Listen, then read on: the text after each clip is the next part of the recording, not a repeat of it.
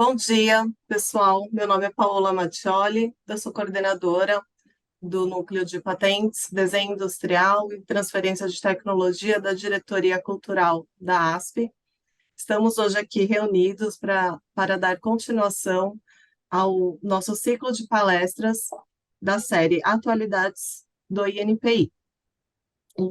Gostaria, em primeiro lugar, não posso deixar de agradecer a Camila Chaves Santos, que é a atual coordenadora de Relações Institucionais do NPI de São Paulo, que está substituindo o nosso querido Mauro Catarino. Sem a Camila não seria possível viabilizar a organização desses nossos ciclos de palestras em, em parceria da ASP com o NPI. Então, muito obrigada, Camila, pela sua dedicação na organização desses encontros. Hoje é o nosso terceiro encontro, então terão outras palestras cujos temas também serão muito interessantes. O tema do nosso encontro hoje é o Acordo de Haia, mas não é a parte conceitual, e sim a parte operacional. E quem está representando o NPI hoje e que vai compartilhar conosco o seu conhecimento, as atualidades do NPI sobre a operacionalização da introdução, né, desses aspectos que estão relacionados ao Acordo de Haia no NPI, é o Flávio Alcântara.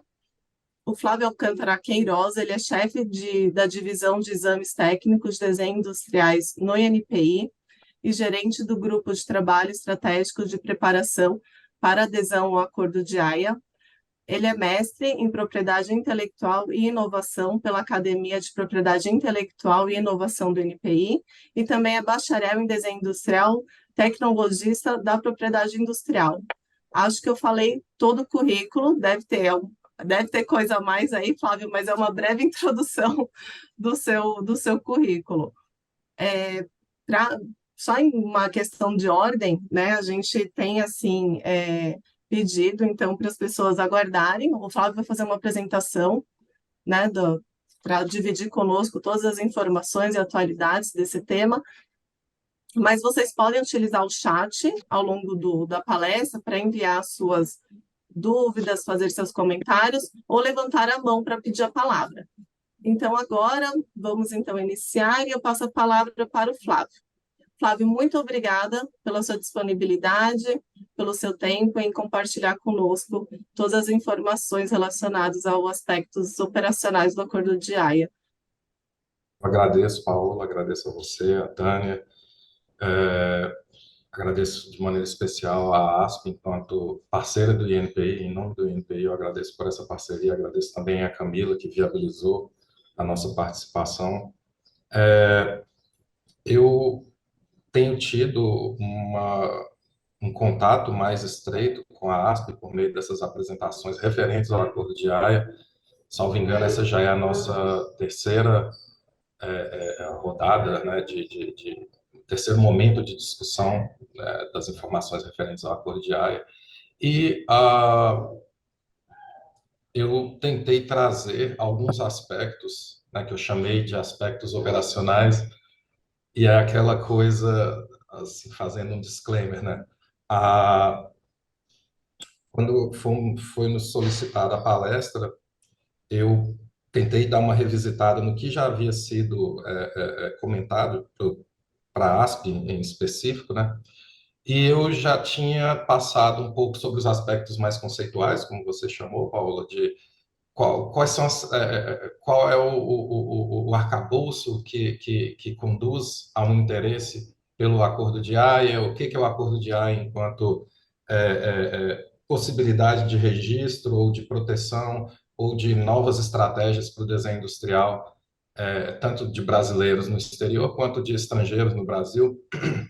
Depois, numa segunda palestra, eu já trouxe aqueles aspectos mais práticos de um exame de AIA dentro do Brasil, que é algo que também despertou bastante interesse, principalmente às vésperas da adesão, já que as pessoas que se debruçam sobre o assunto, elas acabam percebendo que existem questões bastante específicas que mereceram um tratamento específico do INPI em relação a é, é, aspectos legais da LPI que não necessariamente condizem com os aspectos das regras de AIA e que foram necessárias adequações, não na lei, mas adequações no modo de aderir do Brasil, né, por meio das declarações. A gente vai passar rapidamente por isso hoje. E eu tentei trazer, então, uma outra visão desses aspectos operacionais, trabalhando mais com a visão de um requerente que deseje se utilizar do acordo de AIA para proteger os seus ativos, né, dos seus desenhos industriais. Então, são aspectos operacionais não restritos apenas às características do INPI enquanto receptor desses exames, mas aspectos operacionais no sentido de como que um requerente, que processos um requerente vai enfrentar ao longo da sua tentativa de obter proteção por meio do acordo de AIA. Então, a gente vai passar por alguns aspectos que são referentes à maneira como o Brasil vai recepcionar esses pedidos, como que o INPI está lidando com isso, como que é esse processo dentro do INPI, e a gente vai falar também sobre aspectos que talvez sejam desconhecidos para é, é, é, requerentes que estejam nos vendo e que não entendem ou nunca pararam para adentrar determinadas características do acordo e talvez hoje a gente consiga abrir um pouco mais esse entendimento. E aí, não necessariamente essa forma de abordagem vai conseguir responder, por exemplo, as diversas dúvidas que eu imagino que possam surgir. Então, eu fico à disposição para, caso surja algum tipo de dúvida ao longo da palestra, da fala, ou ao final também, eu fico à disposição, pergunta no chat, como disse a Paola, ou levanta a mão, eu vou estar atento e caso eu não esteja tão atento assim, pode me chamar, pode abrir o microfone e falar que eu tento parar e responder as perguntas, mesmo que sejam perguntas às vezes um pouco mais técnicas ou um pouco mais específicas além do que está colocado na apresentação. Tá? Eu vou iniciar então. Hoje a gente tem essa perspectiva de tratar do acordo de Haia numa visão um pouco mais focada no requerente em si. E antes, eu vou fazer um breve histórico para que a gente seja situado, né? O Brasil aderiu ao Acordo de Haia com o início dos efeitos da adesão em 1º de agosto de 2023, ou seja, já desde 1º de agosto de 2023, a gente já tem a possibilidade, os requerentes, tanto brasileiros quanto estrangeiros, já têm a possibilidade de designar o Brasil como uma das partes contratantes do Acordo de Haia. Ou seja, eu consigo registrar um desenho industrial no Brasil por meio do Acordo de Haia. Tá? Desde do dia 1º de agosto, eu consigo fazer um pedido que indique o Brasil como uma das partes contratantes. Essa adesão, ela foi inicialmente aprovada por um decreto legislativo decreto de número 150 de outubro de 2022, já no processo que a gente enfrentou ao longo dos últimos 3 anos para organizar essa adesão, e foi promulgado num decreto, né, decreto presidencial, decreto número 11.627, de agosto agora de 2023, que é o decreto que valida a adesão do Brasil no Brasil, a adesão do Brasil no Acordo de Haia, perdão. Além desse caráter de mais alto nível, eu diria, né, nas casas legislativas e no âmbito presidencial, na chefia do executivo, a gente tem também a participação do INPI como órgão regulatório dessa adesão, né, que vai organizar e recepcionar por meio de dois dispositivos, que são a Portaria INPI número 25, de julho de 2023 agora, e a segunda edição do Manual de Desenhos Industriais, que foi toda construída a partir não, na verdade, toda construída talvez seja uma construção não adequada, mas que ela foi construída e, em grande parte, viabilizada pela adesão do Brasil ao Acordo de Haia, ou seja, eu tenho dito isso nas oportunidades, quando eu falo com um público que trabalha junto ao INPI no macro processo de desenhos industriais, que o Acordo de Haia foi um grande catalisador para possibilitar diversos tipos de ações dentro do INPI, dentro da diretoria de marcas, onde o desenho industrial está, o processo de desenho industrial está alocado administrativamente, onde o INPI, em vistas do acordo, concentrou esforços, ou seja, em 2022 e em 2023, o processo de desenho industrial recebeu uma grande atenção do INPI e houve uma grande concentração de esforços que catalisaram essas mudanças que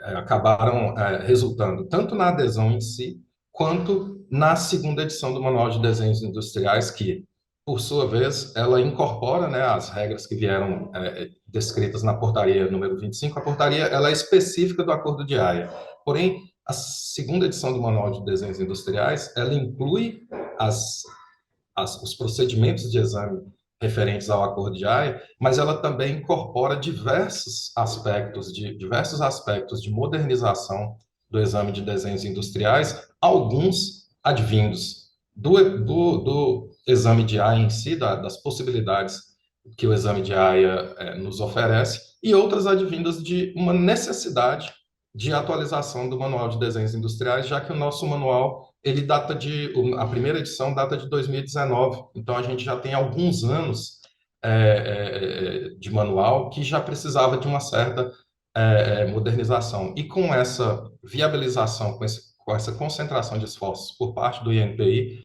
a gente viabilizou essa segunda edição do manual, que foi publicada agora no início de setembro, nessa primeira quinzena de setembro, e que entra em vigor a partir do dia 2 de outubro, tá? Então, essa é a nossa perspectiva em relação ao manual e ao Acordo de Haia, conforme o andamento desses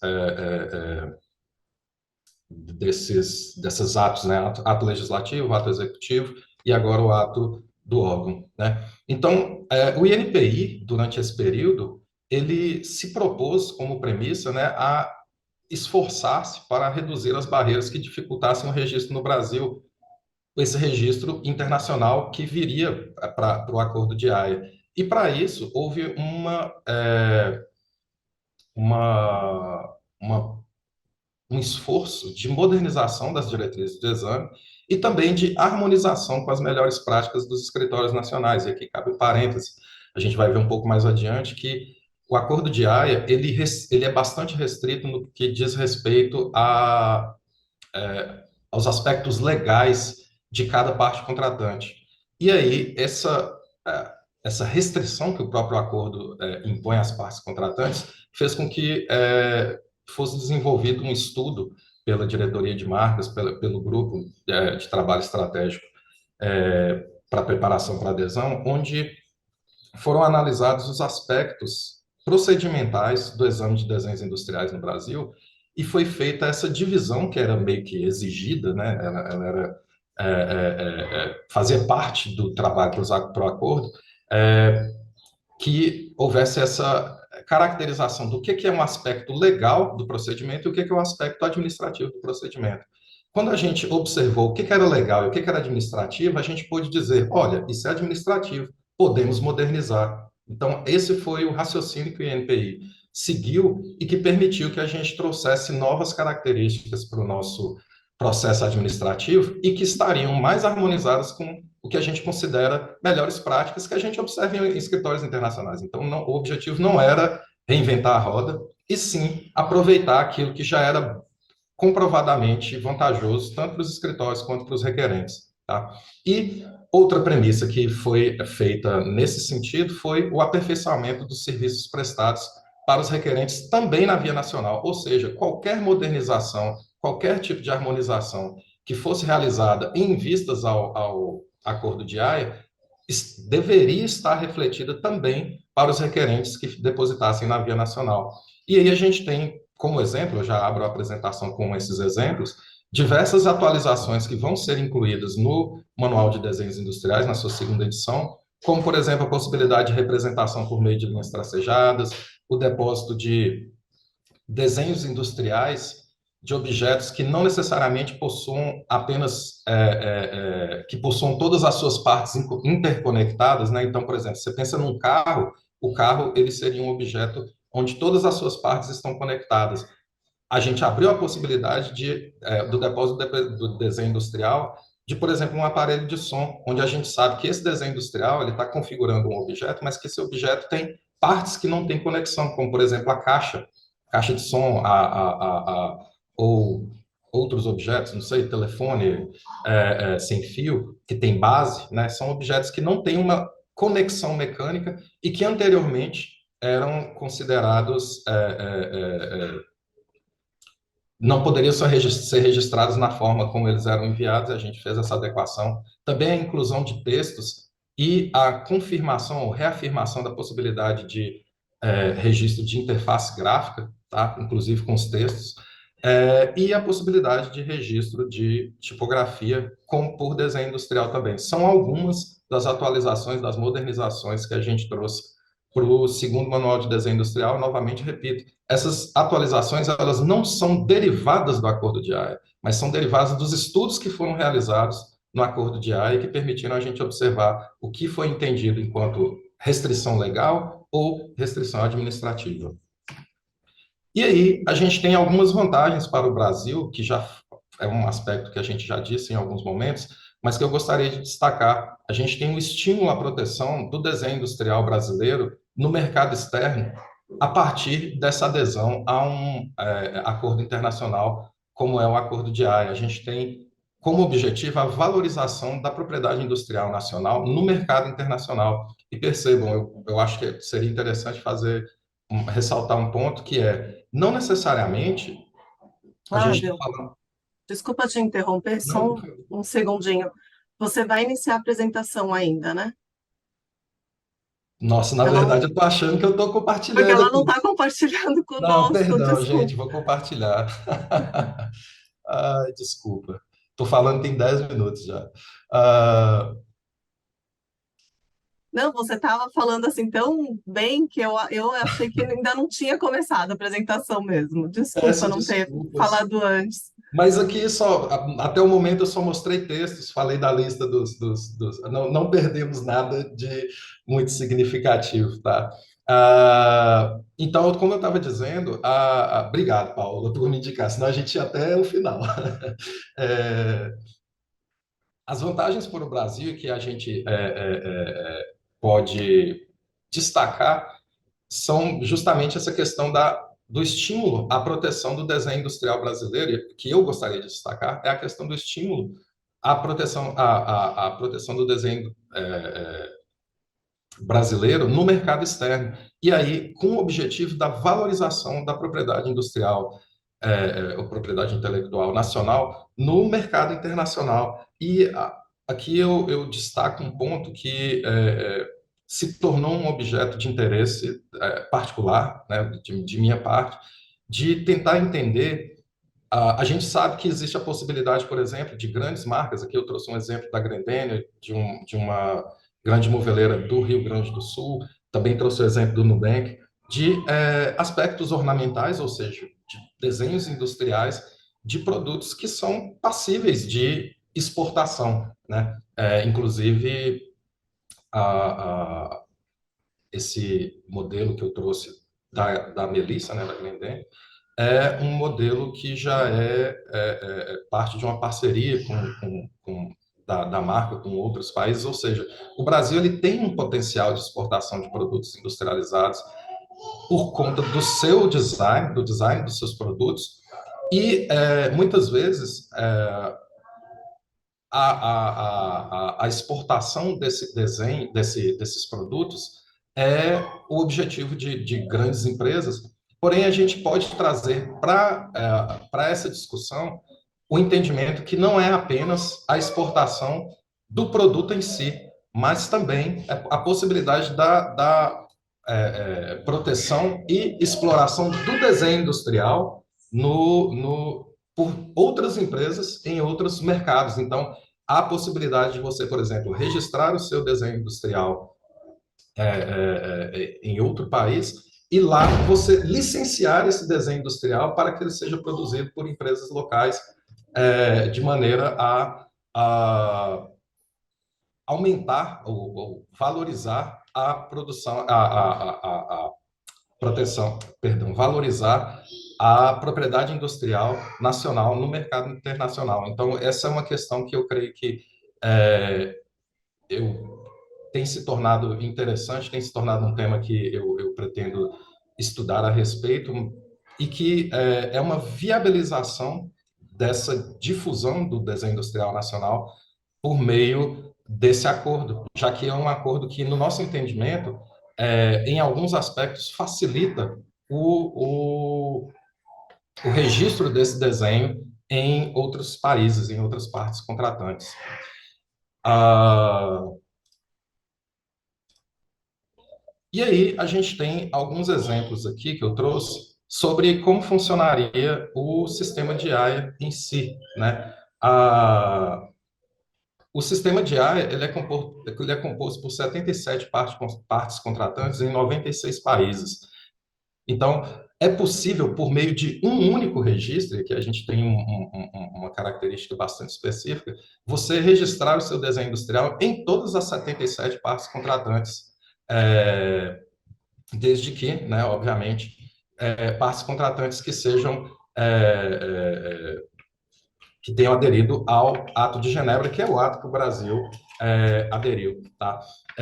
Como já foi dito também em outras apresentações, o sistema de AIA ele se utiliza de 3 idiomas oficiais. A gente vai falar sobre as vantagens a esse respeito. Então, por exemplo, no exemplo que está na apresentação, eu tenho a possibilidade de proteção por brasileiros, né? No próprio Brasil, na União Europeia, no Japão e nos Estados Unidos, além da China, além do Canadá, além da Espanha, Coreia, diversos países, Alemanha, diversos países ou partes contratantes, a União Europeia como um todo, onde pode ser realizada essa proteção com apenas um registro. Então, não seria apenas o caso de escolhermos esses quatro mercados, incluindo o Brasil, bastante importantes, mercados enormes, mas haveria a possibilidade de escolher todas as partes contratantes e realizar esse depósito.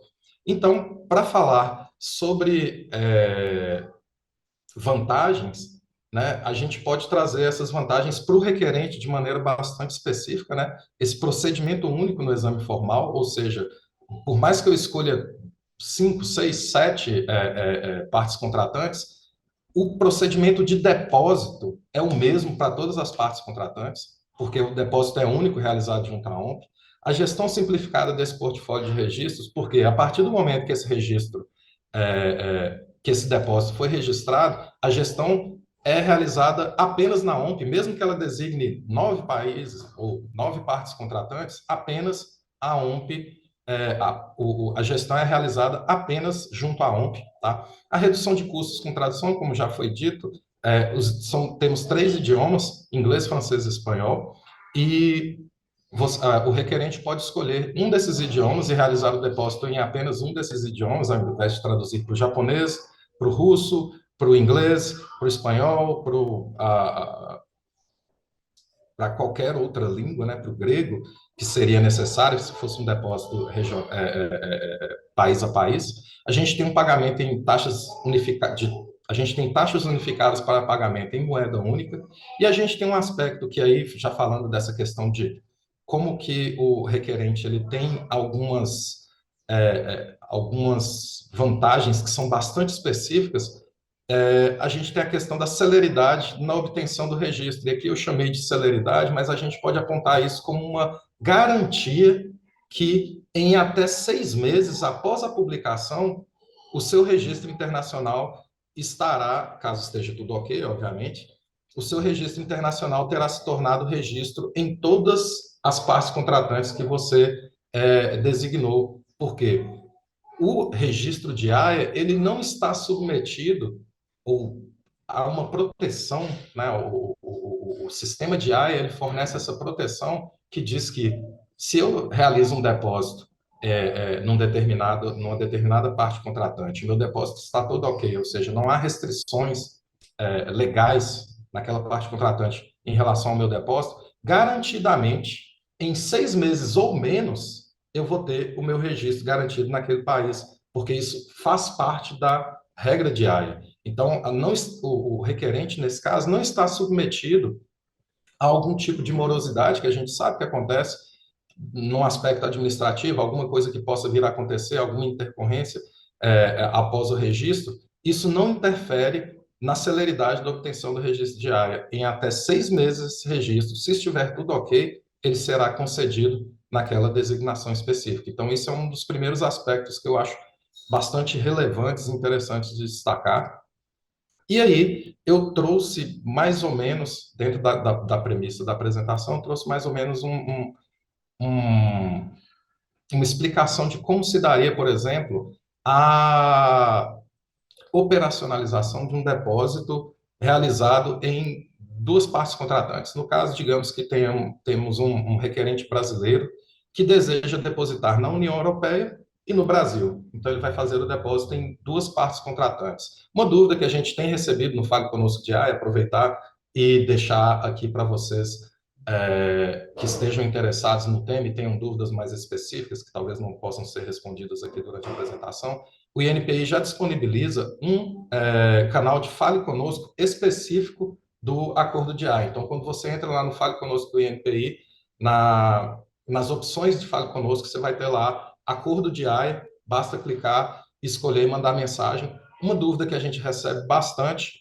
é referente a como realizar o depósito do pedido de AIA no Brasil, ou no Brasil, em qualquer parte contratante. Então, essa informação é importante. O depósito do pedido do acordo de AIA é realizado diretamente na OMP, tá? É realizado diretamente no site da OMP, que a gente tem o site de AIA, né? A gente tem o site da OMP, dentro da OMP a gente tem o site, a página de AIA, e dentro da página de AIA você consegue fazer os depósitos de maneira eletrônica. Então, para quem tem essa dúvida, o Brasil não recebe diretamente os depósitos, tá? O Brasil, ele optou, isso foi uma opção, assim como em marcas, o Brasil optou por receber depósitos do Protocolo de Madrid. Já no caso do Acordo de Haia, o INPI optou por não receber depósitos do Acordo de Haia por meio do próprio INPI, por uma questão de estrutura, infraestrutura tecnológica. A gente entende que não recebermos esse depósito prolongaria, dificultaria o nosso processo de adesão, então preferimos não receber pelo Brasil. Então, caso algum dos presentes tenha interesse em fazer um depósito pela via de AIA, o caminho é acessar o site da OMP. Na página de AIA, a gente tem o e-REIG, né, que é como é chamado, que é o canal de depósito pela via de AIA. Tá? E aí eu trouxe esse exemplo, né, desse requerente, que, como eu disse, deseja depositar no Brasil e na União Europeia esses dois designs de cadeiras que ele desenvolveu e que ele acha interessante. Então, eu trouxe inicialmente aqui alguns aspectos referentes a taxas, tá? Que também geram algumas dúvidas. Então, em AIA, a gente tem dois tipos de taxa. Uma taxa é uma taxa básica, que é a taxa referente ao depósito do desenho industrial na OMP, tá? Então, no caso aqui, a taxa básica atualmente é de 397 francos suíços, mais 19 francos suíços por design adicional. Então, no caso do nosso exemplo aqui, digamos que ele estaria pagando 397 francos suíços pela primeira cadeira e mais 19 francos pela segunda cadeira. E se ele tivesse mais uma cadeira, mais 19 francos. Então, cada design adicional custaria 19 francos. E aí tem também uma taxa de publicação que é cobrada pelo número de figuras, ou seja, aqui no caso do nosso exemplo, a pessoa escolheu publicar 7 figuras do seu desenho industrial, como são dois, 7 figuras do seu design, como são dois designs, então aqui a gente tem duas vezes representado, né, 17 francos suíços por figura que é publicada. Então, no fim das contas, a gente tem 654 francos suíços para realizar um pedido de registro, a taxa básica para realizar um pedido de registro em AIA. Então, essa é a taxa de registro, tá? Essa é a taxa da OMP. E aí, a gente tem uma segunda taxa, obviamente, isso é tudo contabilizado num pagamento único, mas eu separei apenas para entendermos como funciona a cobrança dos depósitos em AIA. A gente tem uma segunda taxa, que é a taxa de designação. Essa taxa, ela é enviada para cada parte contratante. Então, tem uma taxa, a primeira taxa que eu mostrei, a taxa de registro, fica com a OMP, e a segunda taxa refere-se àquilo que é repassado para as partes contratantes. No nosso caso aqui, o Brasil, ele se enquadrou pela característica do Brasil enquanto escritório, né, de propriedade industrial, assim, de acordo com a nossa lei, inclusive. A gente se enquadra num nível que é chamado nível 2 de taxa. Então, no nosso nível 2, a gente tem US$ 60, 60 francos, perdão, para um primeiro design e 20 francos para cada design adicional. Então, 60 mais 20 aqui. E para a União Europeia, eles têm uma taxa individual, tá, de 67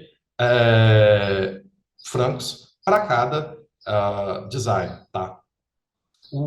Então, totalizaria aqui, para designação, 214 francos. Então, no total, a gente teria 868 francos no caso de um depósito desses dois designs no Brasil ou na União Europeia.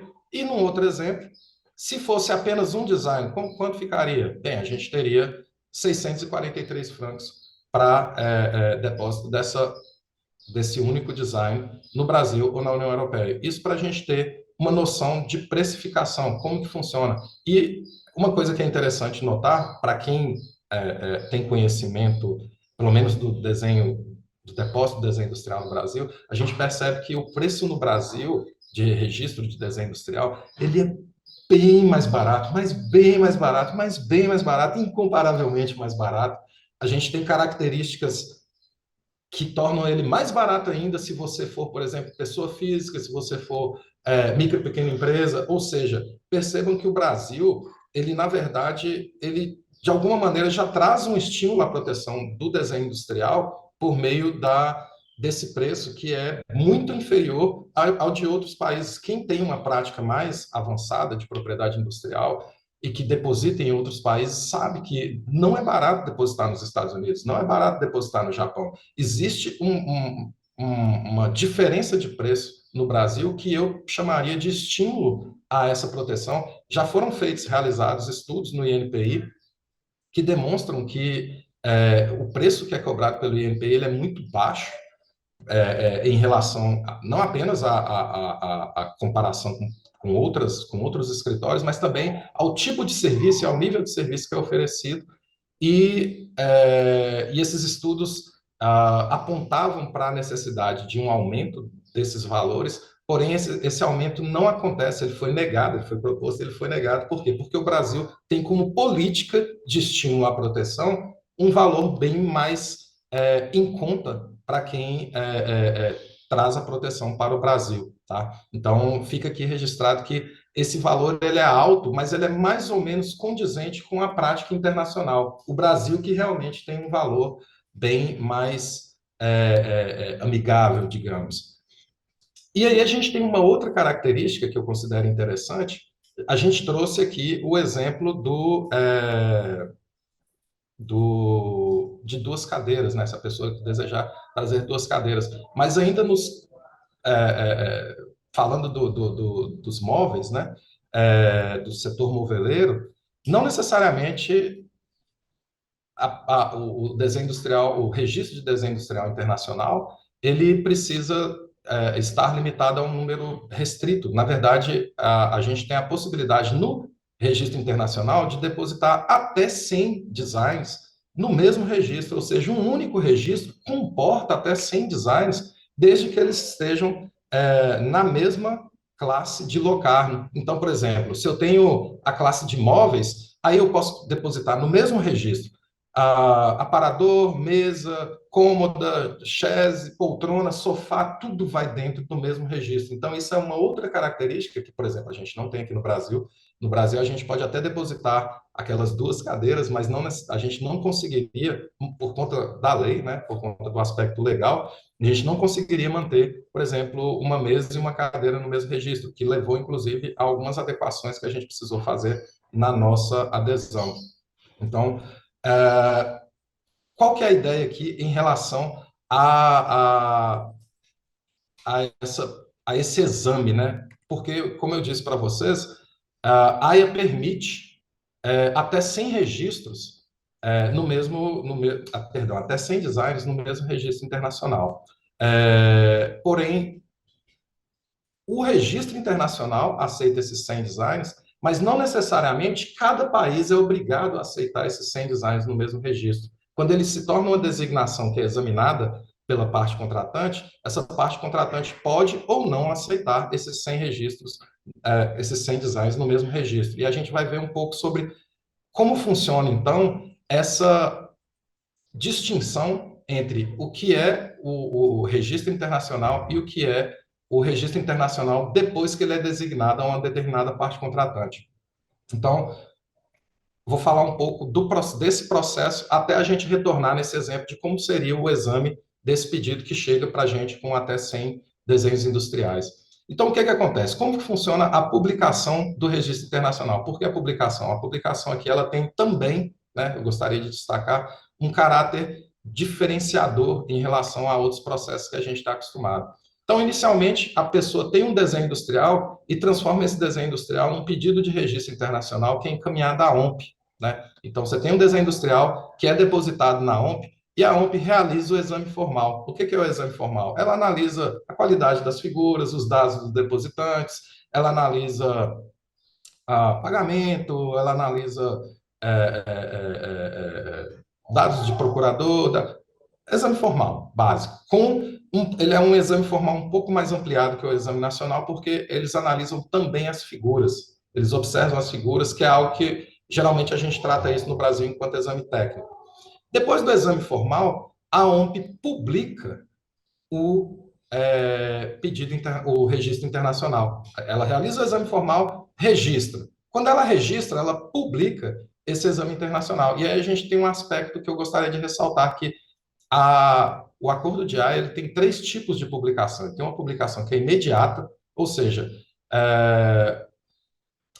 foi realizado o exame formal, o pedido foi registrado, em até 15 dias, mais ou menos, esse pedido é publicado. É bastante célere, o exame formal deles é bastante célere.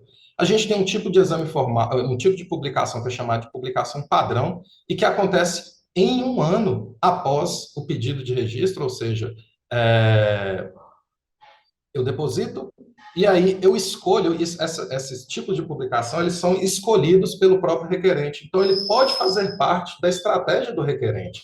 O requerente pode indicar que ele quer a publicação do seu pedido até um ano após o registro. Tá? E a gente tem um outro tipo de publicação que é chamada de publicação diferida, porque ela é uma publicação que é utilizada para sigilo do desenho industrial, ou seja, você pode manter você pode depositar e registrar o seu desenho industrial em AIA, mas mantê-lo em segredo por até 30 meses após o pedido de registro. Esses 30 meses é um prazo máximo, né, se refere a um prazo máximo, e essa extensão desse período de segredo, por isso está com asterisco, varia de acordo com as partes contratantes que você indicou. Se você indicar o Brasil, por exemplo, você não vai poder escolher nenhum prazo adicional. Por quê? Porque o Brasil não tem período chamado de sigilo de publicação. A nossa lei diz que, após a concessão, a publicação deve ser automática. Então, se você designar o Brasil, você não pode fazer essa publicação mais extensa. Porém, as duas primeiras, né, que estão com as linhas contínuas, a publicação imediata e a publicação padrão, são oferecidas por default para a pessoa que indique, por exemplo, o Brasil, né, que designe o Brasil escolher. Tanto a imediata, logo ali depois de 15 dias, ou até um ano após o registro, que é a chamada publicação padrão. Tá? Então, pedido depositado na OMP, a OMP publica. E aí essa publicação enseja o exame da designação. A parte contratante, o INPI, o EUIPO, o USPTO, o JPO, o KIPO, DKPO, todos esses escritórios, eles só vão realizar o exame da designação no momento da publicação. É a publicação que dá o start do exame substantivo em cada parte contratante. Então, a pessoa indicou lá 6 partes contratantes, incluindo o Brasil. Esse exame dessa designação, ele só vai acontecer no momento que houver aquela publicação que a gente estava falando no slide anterior. E aí, esse exame de designação, ele é realizado de acordo com a lei de cada parte contratante, ou seja, não significa que porque o registro porque um desenho industrial foi tornado registro internacional lá junto à OMP, de acordo com o Acordo de Haia, que ele vai se tornar registro no Brasil, mesmo tendo sido o Brasil designado. Há aqui uma parte do processo que é o exame de cada parte contratante. Com base na lei, eu consigo recusar uma designação, sempre com base na lei. Né? E essa designação, caso ela seja aceita, ela vai passar a equivaler a um registro nacional, ou seja, a uma equivalência entre o registro internacional e o registro nacional. E o Brasil, no nosso caso aqui, a gente realiza o exame substantivo, ou seja, com base nos artigos 95, 98, 100, 104, e a gente tem o mesmo prazo de 6 meses para recusar, ou seja, o nosso desafio, um dos nossos desafios, quando a gente aderiu ao Acordo de Haia, foi ter em mente que a gente tem um horizonte para a primeira ação, né, first action, no registro internacional, nessa designação que a gente recebe, de até 6 meses. Se passar de 6 meses, isso vai se tornar um registro nacional sem ter passado por exame. Isso é um compromisso que o Brasil fez. Então, voltando àquele exemplo. Se o acordo de Haia aceita até 100 designs no mesmo registro internacional, no nosso exemplo das 2 cadeiras, está tudo ok. Está tudo na classe 6 móveis, está tudo permitido e não teríamos problemas no nosso exame substantivo. Por quê? Tanto o Brasil quanto a União Europeia, a lei, né, a regra dessas partes contratantes, permite que aqueles 2 tipos de desenho industrial estejam no mesmo pedido. Então, não haveria problema. Trouxe um outro exemplo, aquele exemplo lá de momentos atrás, onde a gente tem uma situação um pouco mais complicada. E aqui é também um ponto onde eu percebo que vários requerentes já entraram em contato com dúvidas a respeito de como isso acontece. Eu não vou me estender muito nessa explicação, mas eu achei importante pontuar. Se o Ato de Genebra permite até 100 designs no registro internacional, a gente tem essa possibilidade de diversos tipos de móveis, por exemplo, no mesmo registro, e que, por exemplo, na União Europeia, isso está de acordo com a regra deles, com a maneira como eles examinam, e todos esses desenhos industriais, dentro desse único registro internacional, seriam aceitos. Tá? Esse registro internacional seria aceito pela União Europeia sem problema algum. Né? Então, no nosso exemplo, a pessoa depositou no Brasil e na União Europeia, etapa União Europeia, tudo ok, não houve problema. Porém, se a gente passar para a etapa Brasil, a gente já tem uma questão diferente aqui. A LPI ela permite apenas um registro, um desenho industrial por registro. Então, não daria para a gente registrar mesa junto com chaise ou mesa junto com aparador, qualquer coisa assim. A gente tem essa distinção. Então, é permitido ao Brasil fazer uma recusa, no sentido de dizer ao requerente, a gente notifica a OMP e diz ao requerente, olha, requerente, você trouxe mais de um desenho industrial para o registro brasileiro. Então, eu vou te pedir, a recusa ela é uma solicitação feita ao requerente, eu vou te pedir para escolher um desses desenhos industriais para que seja o desenho industrial a ser mantido no seu registro internacional. Então, aquele registro que continha 6 desenhos, ele vai passar a ficar só com um. Os demais vão ser escolhidos pelo requerente, que vai vir aqui no Brasil fazer essa ação, e ele vai poder retirá-los do registro internacional. A mesa, por exemplo, vai ser mantida, os demais vão ser retirados do registro internacional, mas ele vai poder redepositá-los diretamente no Brasil como pedidos divididos. Tá? Ele pode trazê-los no Brasil como pedidos divididos e ele não é um novo depósito no sentido que é uma nova data de depósito. Não, aproveita-se a data do depósito do registro internacional. É apenas um pedido dividido. A gente não teria como aceitar todos esses, por conta da lei, né, por conta dos aspectos legais, a gente não teria como aceitar todos esses desenhos industriais no mesmo pedido. Mas isso não significa que o requerente não terá direito de registrá-los no Brasil apenas de uma maneira diferente. Ele vai trazê-los e depositá-los como pedidos divididos do registro internacional. Tá? Então, ele aproveita a data, aproveita a prioridade, aproveita tudo do registro internacional. Então, aqui a gente tem o resumo da situação. O Brasil recusou, por conta daquela de ter mais de um desenho industrial, a União Europeia aceitou, porém, essa recusa no Brasil, ela é provisória, digamos. Provisória em que sentido? O requerente ele vai ter 60 dias para vir aqui responder a essa recusa. Caso ele responda essa recusa de maneira satisfatória, ou seja, ele diga, olha, eu não quero, então, eu quero manter apenas a mesa nesse registro internacional, eu vou retirar os demais. O INPI realiza essa retirada e o registro internacional é aceito. Tá? Então, a recusa ela não tem um caráter definitivo, ela é apenas uma etapa do processo. Caso vocês desejem entender qual é o aspecto da recusa, eu acho uma analogia muito boa com o processo nacional, é que a recusa é semelhante a uma exigência que é feita no pedido. A gente faz uma exigência para algum tipo de acerto e esse acerto sendo realizado, o pedido prossegue, a concessão prossegue. Tá? Então, não entendamos a recusa como um processo, um fato definitivo no processo. É óbvio que podem acontecer casos onde a recusa teria algum caráter mais definitivo. Digamos, um indeferimento por entender que um determinado desenho industrial tem aspecto essencialmente técnico-funcional. É uma proibição da nossa lei. Vai ser feita uma recusa, é o mesmo tipo de recusa, não existem escalas de recusa, né?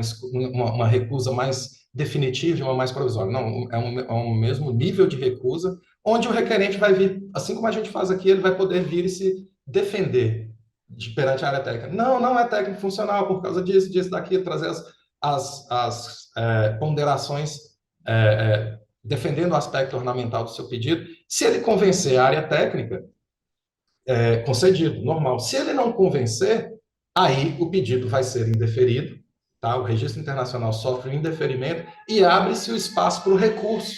Ou seja, também é premissa do acordo que todos os meios de defesa fornecidos pela via nacional sejam fornecidos pela via diária. Então, se houve indeferimento, tem recurso. Se houve nulidade, tem recurso. E a segunda instância vai definir se esse recurso foi aceito ou não.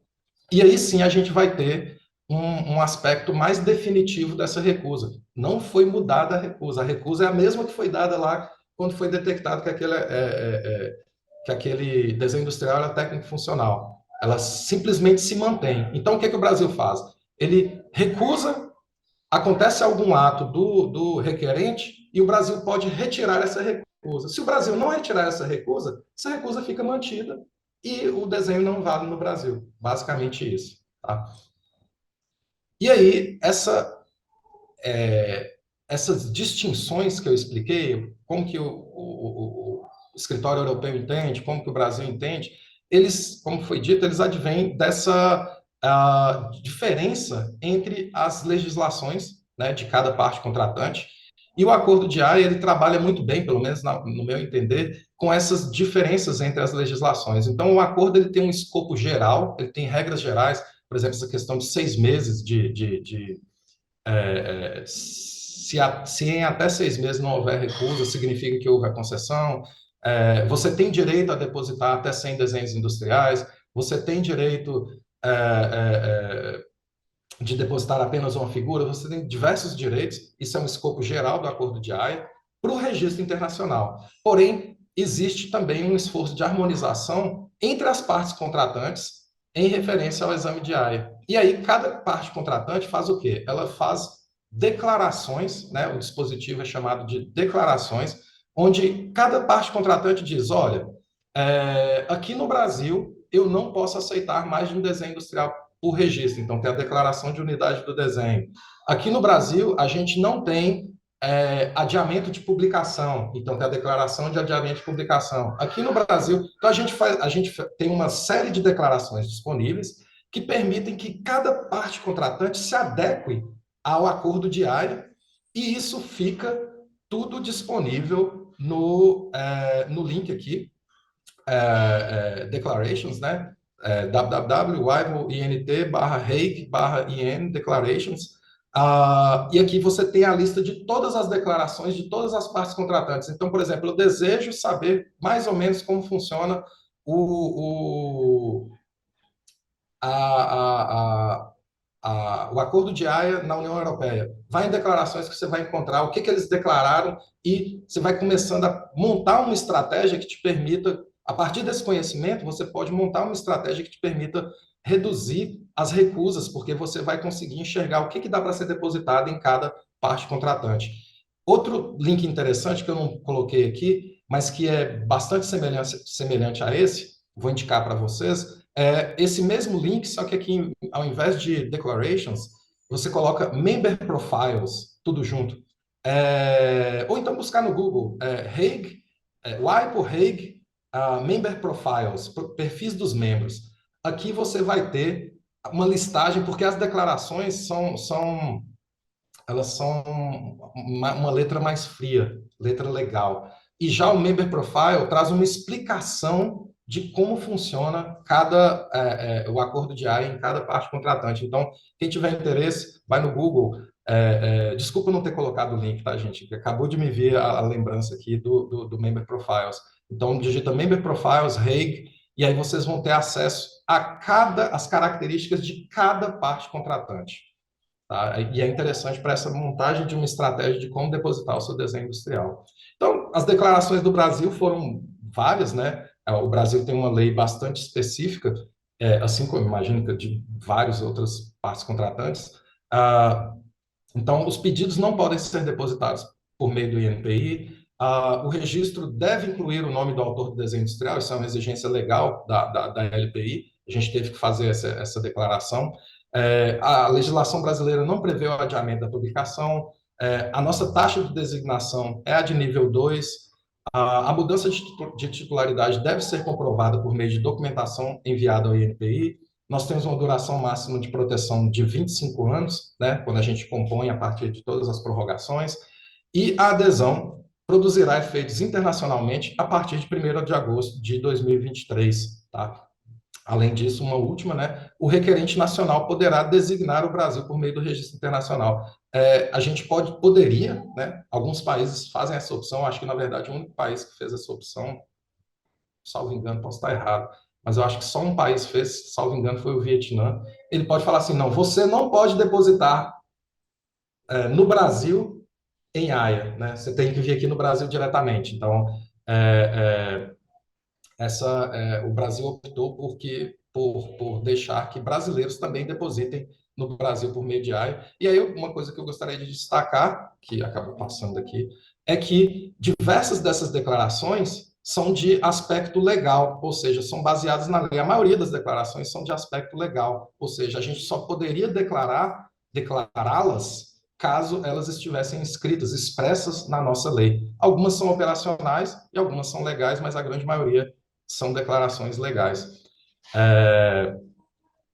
E aí, já chegando, já nos aproximando do final dessa exposição, eu trago para vocês o caso dessa recusa, né?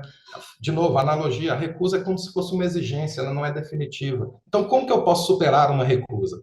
Primeira coisa que a gente precisa entender é que uma recusa ela deve estar limitada ao aspecto material do registro internacional, ou seja, eu só posso recusar com base numa irregularidade no desenho industrial em si. Por quê? Porque o aspecto formal foi examinado pela OMP e ele é considerado ultrapassado, ou precluso. Houve a preclusão do exame formal. Eu não posso examinar um registro internacional e fazer uma exigência formal de endereço, de qualquer coisa assim.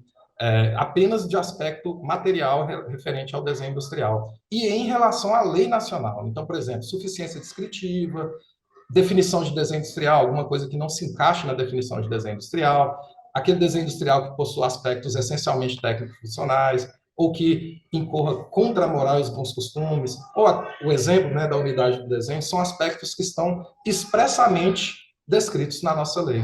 E aí, qualquer ação do titular do registro internacional, após essa recusa emitida pela parte contratante, ela deve ser realizada diretamente junto ao escritório. Se houver uma recusa lá no EUIPO, provavelmente não, certamente, o requerente brasileiro vai ter que constituir um procurador que o represente junto ao EUIPO para uma ação diretamente no escritório europeu. Da mesma maneira, um requerente estrangeiro que deseje superar uma recusa que foi feita aqui no Brasil, que foi emitida aqui no Brasil, ele deverá buscar um representante, né, um procurador brasileiro domiciliado no Brasil para representá-lo nos atos diretamente junto ao INPI. Então, a ideia é, para superar uma recusa, um titular de registro internacional, que seja estrangeiro, ele deve constituir procurador no Brasil obrigatoriamente. Em resumo, você supera uma recusa junto ao escritório da parte contratante que emitiu aquela recusa, tá? E aí, chegando ao último slide, já chegando ao final, para deixar um tempo para as perguntas e respostas, eu acho que eu consegui deixar algum tempo para a gente expor e tratar das dúvidas. Os próximos passos no Brasil. No momento, a gente está realizando o treinamento dos examinadores de desenhos industriais. A gente iniciou pelo treinamento dos examinadores de primeira instância. Em um momento consequente, logo em seguida, a gente inicia o treinamento dos examinadores de segunda instância. A gente tem agora, perdão, até coloquei publicação, mas na verdade a vigência do novo Manual de Desenhos Industriais, já agora a partir do dia 2 de outubro, ou seja, muito em breve, daqui 15 dias mais ou menos, a gente tem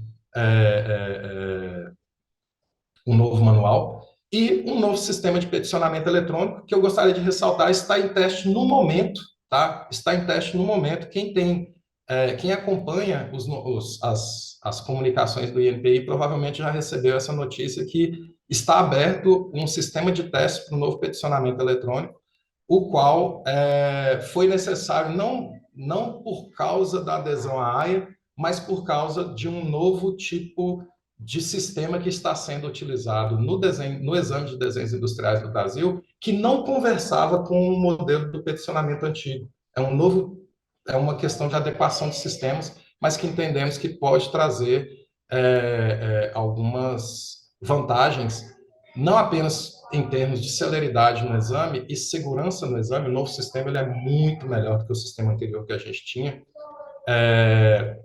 mas também ele vai poder trazer um melhor controle administrativo do desenho industrial no Brasil. O controle que existia dentro do sistema antigo, sistema atual, né, que vai se tornar antigo daqui a alguns dias, ele era muito precário, ele era quase manual, são aqueles sistemas que eles são meio a meio, ele é meio eletrônico, ele é meio manual, então a gente precisava controlar muita coisa por planilha e tudo mais, e o novo sistema ele faz essa gestão dos processos de desenho industrial de maneira completamente automatizada, então uma grande expectativa que a gente tem é a redução dos nossos atrasos, justamente porque o sistema anterior permitia que os registros, né, coisas de sistema, os registros caíam em brechas, eles caíam em é, é, o que a gente chamava de limbo, né? Ele ficava perdido no sistema, a gente não conseguia buscá-lo. E esse novo sistema traz uma possibilidade de eliminar qualquer tipo de possibilidade desses pedidos entrarem em brechas onde eles ficariam mais ou menos inacessíveis, tá? Então, aqui eu encerro a minha fala, agradeço a ASP, é sempre um prazer falar com vocês. Agradeço a Tânia pela paciência, porque eu imagino que é a terceira vez que ela vê apresentações mais ou menos como essa.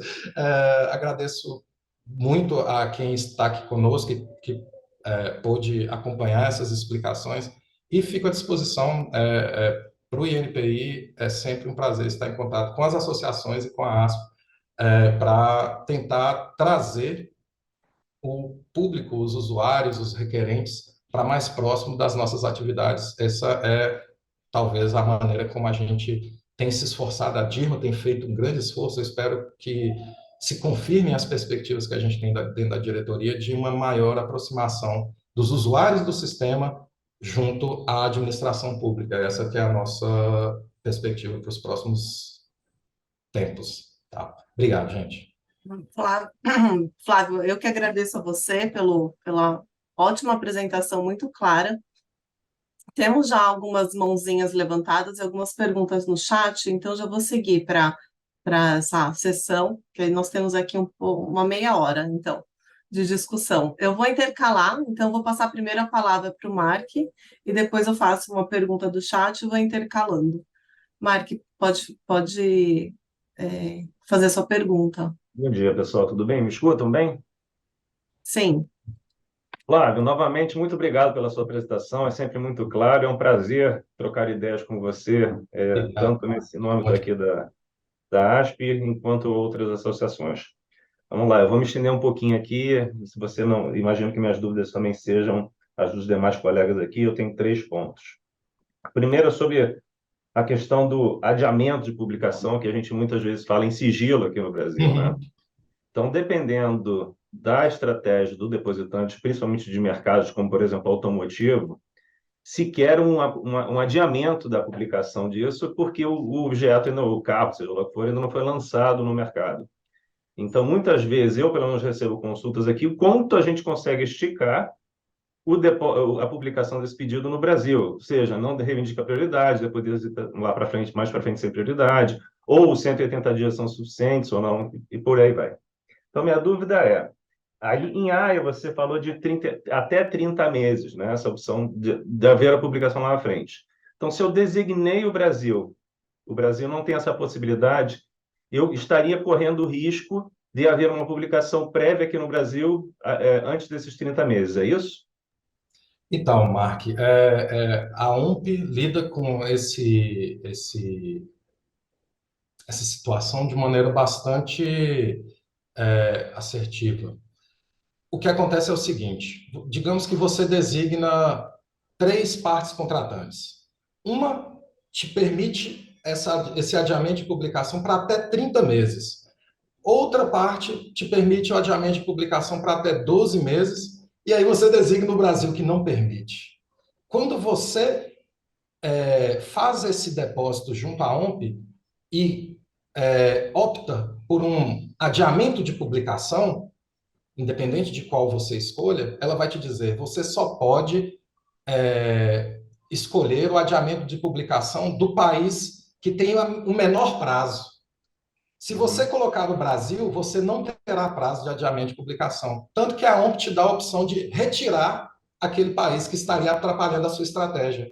Está entendendo? Então, se você deposita num país se você designa a 3 partes contratantes, uma com 30, uma com 12, uma como o Brasil, que não tem, a ONU vai te dizer, olha, você não pode adiar porque o Brasil não permite. O que você deseja? Retirar o Brasil ou publicar direto, como é a maneira que a gente permite? No caso do Brasil, a gente nem o 180 pode utilizar, porque é um entendimento um pouco diferente. No caso do Brasil, o que a gente tem é um aspecto diferente, que é o seguinte, e aí merece um passo atrás. Durante as nossas discussões, tanto com a ONU quanto com a Procuradoria Federal do INPI, a primeira coisa que ficou constatada por ambos é que existe uma diferença entre o que o Brasil oferece, que é sigilo antes do exame, e o que a OMP oferece, que é adiamento da publicação, ou seja, eu já examinei e eu digo, olha, está examinado, está registrado, mas eu não vou publicar. Essa distinção fez com que tanto a OMP quanto a Procuradoria dissessem, realmente a gente não pode equalizar as duas coisas. É interessante que no DLT, que é outro tratado internacional, expressamente o DLT equaliza. Como a AIA não equaliza, a gente não teve espaço de manobra. Porém, se você indicar o Brasil, como foi visto na apresentação, a AIA te oferece 2 possibilidades de publicação que não são consideradas adiamento de publicação. Você tem uma que é direta, você tem que escolher, tá? Se você fala assim, se você deposita lá no formulário, você vai dizer, você quer publicar direto? E aí você clica lá e aí você escolheu que a publicação é imediata, né? 15 dias, 20 dias. Se você não marcar nada, ele só vai ser publicado depois de 1 ano. Então, isso meio que equivaleria a uma possibilidade de uso de estratégia de não publicar em determinado momento, logo após a concessão, que a AIA forneceria. Quando estávamos nos preparando para a adesão, 2020, 2021, 2022, esse prazo que é de 1 ano hoje, que a gente chama de publicação padrão, ele era de 6 meses.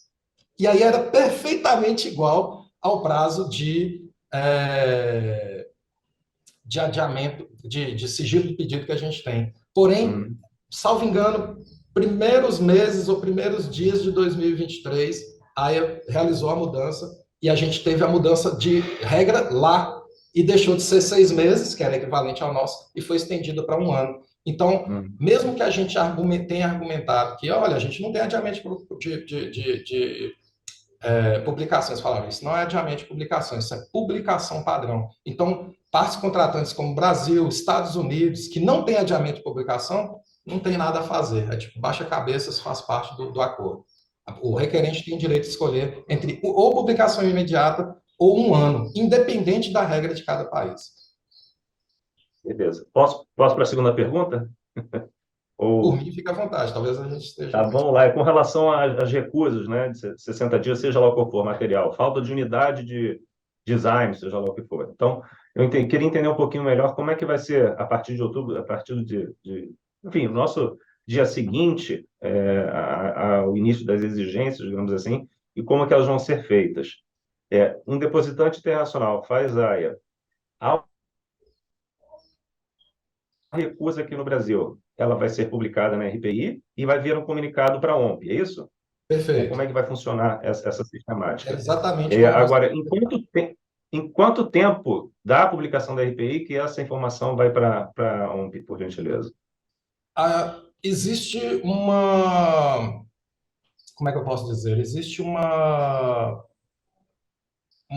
ajuste de tempo que já é executado pela equipe de Madrid, onde há uma tentativa, é óbvio que não fica exato, mas há uma tentativa de harmonização desses prazos. O sistema do INPI, a gente decide alguma coisa, geralmente até 15 dias depois, aquilo que a gente decidiu é publicado. Então, existe um delay, né, entre a publicação entre a decisão do examinador e a publicação na RPI, e a gente precisa ajustar, porque eu poderia, por exemplo, recusar. Então, quando eu recuso, eu faço essas 2 ações que você falou.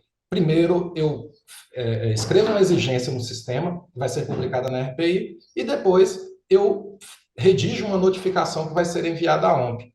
Só que isso é feito 15 dias antes da publicação da RPI. O que a gente vai fazer é harmonizar esse tempo de maneira que, no momento que for ser publicado, a notificação vai ser enviada meio que junto, para os prazos correrem da maneira mais próxima possível, tá? O que Uhum. vale é o prazo da RPI, tá? O que vale é o prazo da RPI. Porém, a gente vai tentar mandar a notificação meio que junto, de maneira que, junto com a publicação, de maneira que a pessoa não se confunda com essa questão dessa diferença, porque é uma questão de sistema mesmo, né? A gente decide num dia e aí a publicação é 15 dias depois. Então, não seria justo a gente decidir, já mandar a notificação, começa a correr o prazo lá na cabeça do requerente e aqui embaixo nem foi publicado na RPI, se ele vier Pois é. na outra semana, ele não consegue nem cumprir a exigência, porque a exigência não está publicada, né? Então, a gente vai fazer uma harmonização, que é uma harmonização mesmo de controle de prazo, de calendário, tá? Obrigado, Flávio, pelas explicações. Por nada, Marco, valeu, bom te ver. Temos uma pergunta aqui no chat que tem a ver com o tema recusa, então vou passar para ela para a gente manter esse assunto. A Patrícia, ela está perguntando, entendo que a recusa é o que chamamos de indeferimento, mas não entendi quando você disse que o NPI pode retirar a recusa. Isso seria o que chamamos de reformar o indeferimento? Não. Então, boa pergunta, Patrícia. A recusa, ela não é um indeferimento, tá? A recusa, ela é simplesmente a notificação que o escritório está mandando para o requerente que aquela designação não atende às disposições legais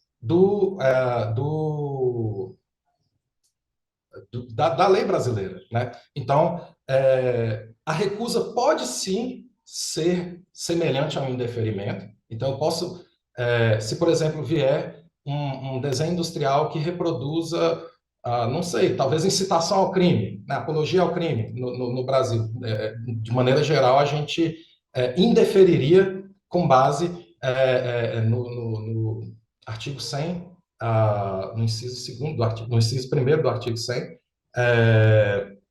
porque é contra a moral e os bons costumes, digamos. Então, o que que o examinador faria? Ele indeferiria, assim como você entendeu, ele faria um indeferimento e notificaria a recusa para a OMP. Tá? Esse caso corresponde ao que você disse. Mas pode ter um outro caso onde a pessoa deposita, por exemplo, uma figura que traz um desenho industrial, mas o examinador entende que aquela figura não tem suficiência descritiva. É um outro aspecto. A suficiência descritiva é algo que o examinador poderia fazer uma exigência e falar: eu gostaria que você incluísse uma nova figura que permitisse que eu enxergasse isso que eu não estou enxergando, porque eu não consigo identificar o objeto do seu pedido. Se o requerente depositar essa nova figura, cumprindo uma exigência, porque no fim das contas não houve um indeferimento, houve uma exigência.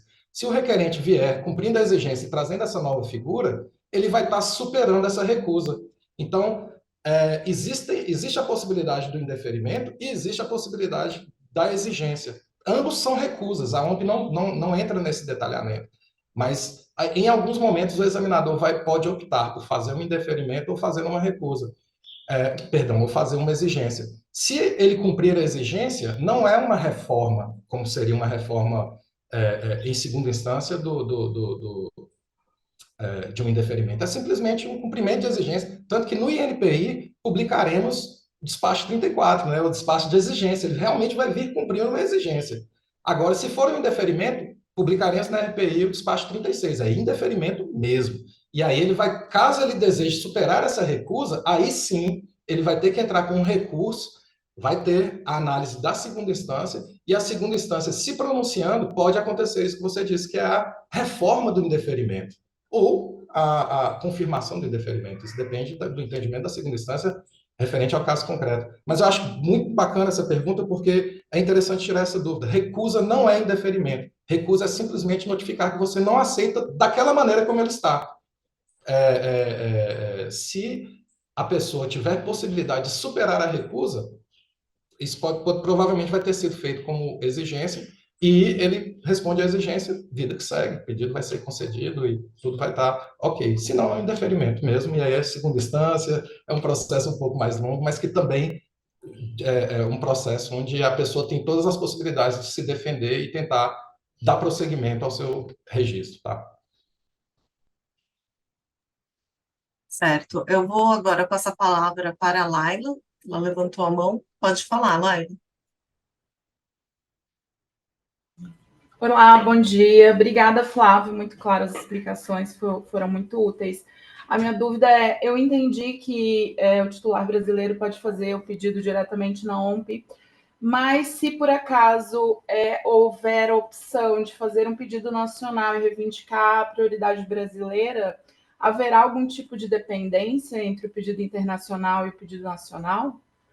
No sentido de depositar o pedido brasileiro e depois usar esse pedido Reivindicar brasileiro como para prioridade. isso Aí a na OMP. dependência seria no sentido de o registro internacional só seria válido se o brasileiro fosse concedido. Não há esse tipo de dependência, tá?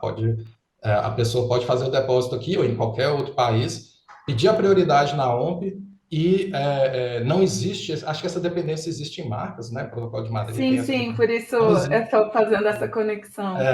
não existe, tá? Pode ficar tranquila. Outro Aham. aspecto interessante, já que você trouxe o aspecto da prioridade, é que em Haia a prioridade ela não precisa ser comprovada documentalmente, ela é declaratória.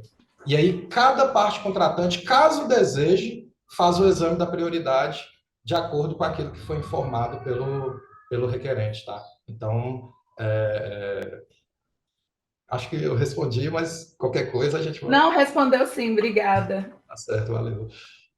Gente, eu vou pegar o gancho que vocês falaram de prioridade. Tem uma pergunta no chat sobre isso, com relação à divisão dos desenhos.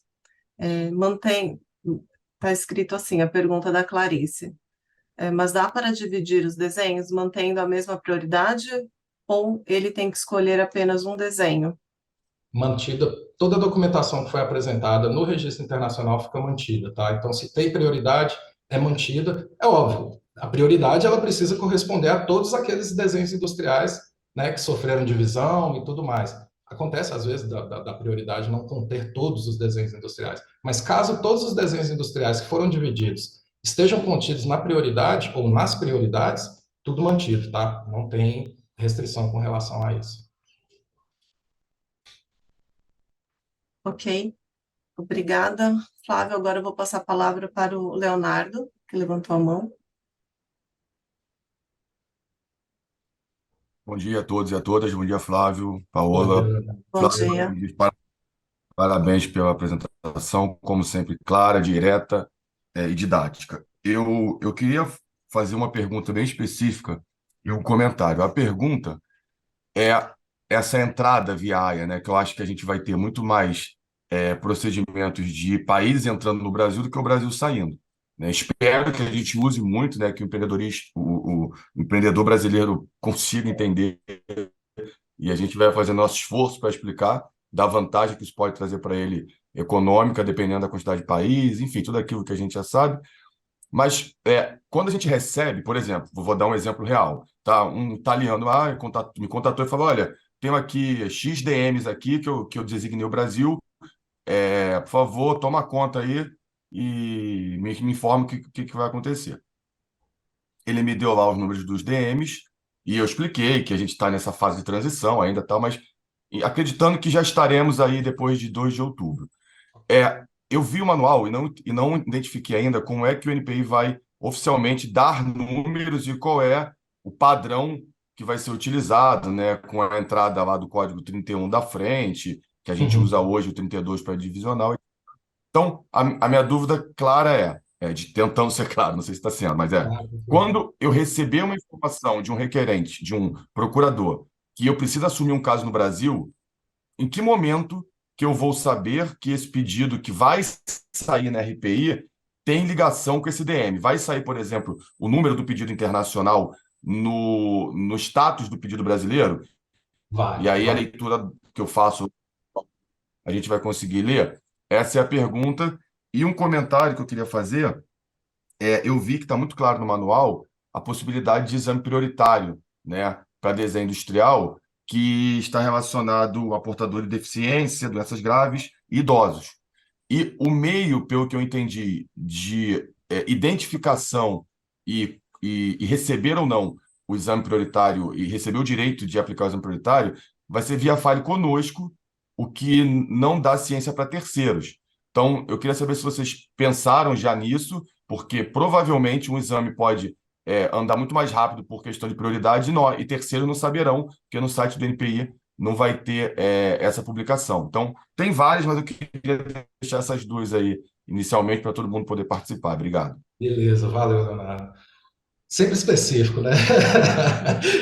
O Leonardo, ele está sempre com a gente, ele traz as perguntas assim de quem tá na cola. Em relação a questões de numeração, notificação do usuário, tá? Esse foi um processo muito complexo por conta desse andamento paralelo da adesão com a entrada desse novo sistema. Então, talvez um dos maiores desafios, é interessante, né? Assim, não parece, mas talvez um dos maiores desafios, uma coisa que a gente quebrou a cabeça por muito tempo, até conseguir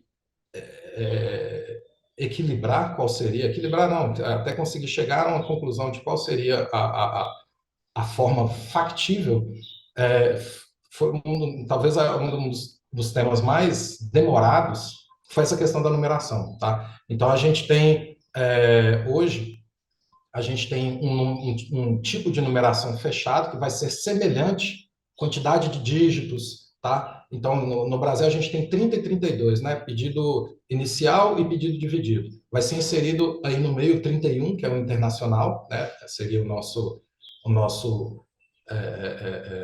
nossa inicial. E aí a gente vai ter o ano do depósito do registro internacional e depois a sequência numérica do próprio registro internacional. Não vai ser sequencial como é o pedido brasileiro. Isso tem a vantagem de permitir o acompanhamento, mesmo se o Brasil, se os nossos sistemas não publicassem o número, seria possível, por meio dos sistemas de leitura, fazer a busca pelo número do registro BM, né, do registro do registro de AIA. Tá? Então, se você tem um registro de AIA com o número 123456, 123456, aqui no Brasil ele vai ser BR31 2023 123456, tá? Então já há uma correspondência direta e, além disso, os sistemas, na notificação do usuário, publicarão também o número do registro internacional, tá? Então, como é que vai ser esse processo? O registro de AIA, ele vai ser publicado, e a publicação, ela significa, né, nos termos de AIA, publicar um registro significa enviar a designação. Ou seja, eles publicam lá no site, cada escritório tem que puxar esses pedidos para os seus sistemas. Quando esses registros internacionais forem puxados para o sistema nacional, eles vão ser traduzidos, né, eles vão ser incorporados, eles vão ser traduzidos, e após essa tradução a gente tem a notificação do depósito como se fosse um depósito normal nacional. Então, aí nesse momento você já fica ciente do seu número, né? E aí depois a gente tem a execução do exame substantivo, né, o exame técnico, e havendo exigência publicada com aquele número, tá? Então a numeração ela é um aspecto que a gente olha de fora, ela parece até um pouco simples, né? Assim, talvez até simplória, mas foi um quebra-cabeça para a gente chegar nessa solução. A gente acredita que ela tem algum valor em termos informativos para o usuário. O processo também foi construído para que o usuário fique informado.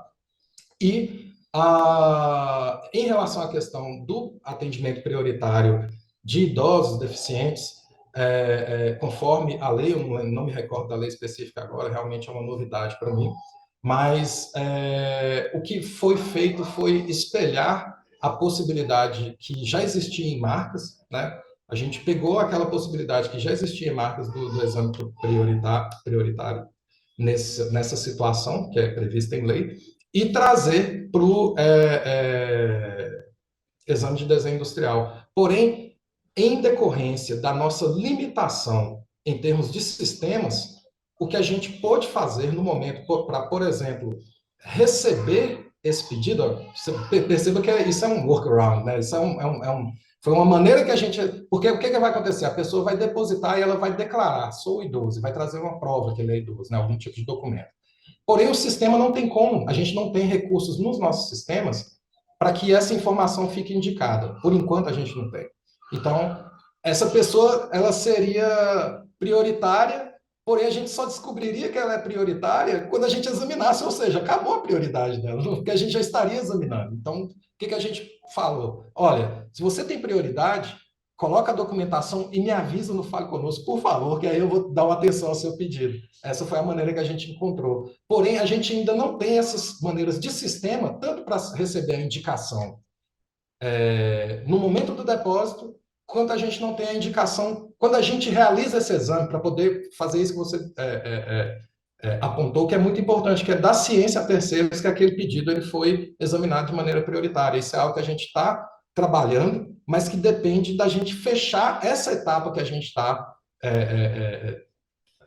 executando, finalizando com relação aos sistemas, mas que a gente está observando porque a gente sabe que isso é uma solução de Fale Conosco, a solução que não é uma solução, né? A impossibilidade de notificar terceiros que aquele exame teve um exame, que aquele exame específico foi priorizado na fila, isso a gente ainda não consegue fazer, mas está no nosso horizonte de alterações de sistema, tá? Porque isso é um aspecto apenas tecnológico, que assim que for concluído, a gente retira aquilo lá do manual, aquele parágrafo, mas como a gente não tinha como não abordar esse tema e não colocar nada, Fale Conosco, qualquer coisa, não se tornaria uma letra morta, então a gente optou por fazer em etapas, tá? Então a gente está cumprindo a primeira etapa, depois a gente segue para uma segunda etapa, mas achei muito bacana a sua percepção e a sua indicação dessa necessidade de que terceiros recebam essa informação sobre a priorização do exame, tá? Muito bom, valeu. Obrigado, Pessoal, Flávio. ai, desculpa, te cortei. Pessoal, temos 2 minutos para encerrar nosso evento, a gente não vai conseguir responder todas as perguntas. Eu vou fazer mais uma pergunta que é sobre taxa, na verdade são 2 perguntas que a gente pode fazer em uma, que o Davi está perguntando como fazer o recolhimento de taxas diretamente na WIPO, e ao mesmo tempo a Kelly perguntou que ela tem dúvidas sobre o cálculo. Tenho dúvidas na página consta o número de desenhos industriais, seria a quantidade de desenho no país designado ou a quantidade das figuras no processo? A mesma dúvida para o número de reproduções do desenho industrial. Acho que respondendo essas perguntas a gente encerra, e as demais eu vou pedir para vocês utilizarem o Fale Conosco, porque a gente não vai conseguir responder nessa palestra. A primeira pergunta, desculpa, só para eu lembrar. Como fazer o recolhimento das taxas diretamente na WIPO? Então, a WIPO ela oferece, salvo engano, 3 formas de transferência, né, de pagamento, né? Eles têm o que eles chamam de conta WIPO, que seria um sistema semelhante ao que a gente tem em serviços, né? Que a gente tem tipo créditos. Então você vai lá e deposita 1.000 francos suíços e vai debitando dessa conta WIPO à medida que você vai usando os serviços da WIPO, essa é chamada conta WIPO. Eles oferecem a possibilidade de pagamento por cartão de crédito, PayPal, salvo engano. Eles têm um serviço bem prático de pagamento assim, por cartão. E eles têm também um serviço salvo engano, eles têm também um serviço de transferência. Esse já é um pouco mais complexo por depender de restrições bancárias mesmo, né, que a gente conhece, transferência internacional e tudo mais. Mas eu diria que tanto a conta WIPO quanto o pagamento por cartão de crédito são super simples, da maneira como a gente faz compras internacionais com cartão de crédito, seria mais ou menos a mesma coisa, tá? E em relação à dúvida no cálculo das taxas, eu entendo, porque é interessante que a gente tem aqui no Brasil, não apenas para isso que eu vou tentar explicar, mas para outros entendimentos, como diferença entre design e desenho industrial. Desenho industrial para a lei brasileira é uma coisa, design para a WIPO é outra. Então, isso gera o Brasil ainda tem desenho industrial e variação, né? Não basta ter só essa diferença. Tem outro termo que não é de maneira alguma abrangido pela OMP. Mas eu diria que talvez a dúvida seja mais terminológica mesmo. Você deposita e você tem que pagar aquela taxa básica, que é a taxa da OMP, por desenho industrial que você deposita, só que a gente acaba falando desenho industrial, por design que você deposita. Se são 2 cadeiras, se são 3 cadeiras, se são um carro e uma moto e um avião, cada design que você coloca dentro do seu pedido, ele vai ser cobrado no momento da taxa básica e também no momento da designação. Então, esse cálculo, é como a gente pode separar esse cálculo em 2 etapas. Cálculo da taxa básica, você tem um valor, 300 e muitas coisas em franco suíço, não vou lembrar exatamente o número, mais um que é básico do básico, e aí você tem uma taxa por design adicional que você insere no seu pedido de registro. Essa é a taxa básica, isso é um cálculo que é feito, e você ainda tem a taxa de publicação, isso também faz parte da taxa básica. E aí isso depende do número de figuras que você deposita. Na OMP, quando a gente fala de figuras, eles chamam de reproductions. Então, eu desejo depositar um desenho industrial com 5 figuras. Então, pelo cálculo da OMP, você vai pagar um design e 5 reproductions, tá? Então, é mais ou menos assim que eles calculam. Ah, mas eu desejo fazer isso com 3 designs, só que cada um tem 7 figuras. Então, você vai pagar 3 designs e mais 21 reproductions, tá? Porque cada um vai ter 7 figuras. E isso é o cálculo básico. Fora isso, você vai fazer um outro cálculo, que é o cálculo por país. E aí, esse cálculo por país, ele é bem variado, porque nós temos 3 níveis, nível 1, nível 2, nível 3, lembrando que o Brasil é o nível 2, e você tem ainda um número expressivo de países, digamos aí, um quarto, ou um pouco menos, um quinto dos países, dos 96 países, eles têm taxas específicas, individuais, ou seja, vai ser calculado se você depositar na União Europeia, vai ter uma taxa, se você depositar no Japão, é outra taxa. E aí, isso varia muito, tá?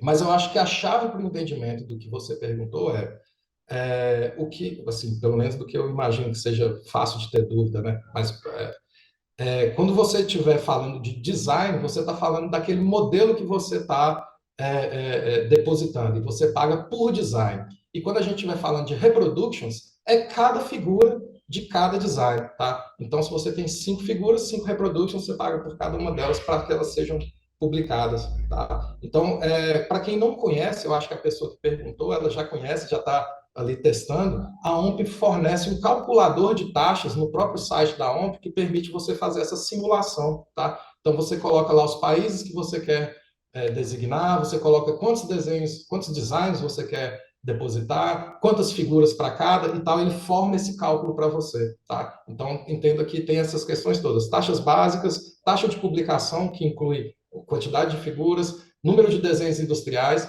e ainda a taxa específica de cada parte contratante que você designou, tá? Flávio, muitas pessoas estão parabenizando a palestra, o evento, seus esclarecimentos.